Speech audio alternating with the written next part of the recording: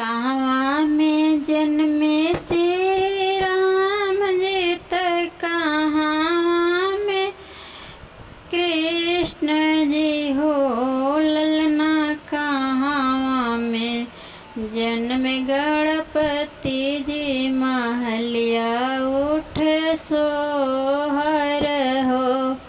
कहवा में जन्म जय राम जी त कहवा में कृष्ण जी हो।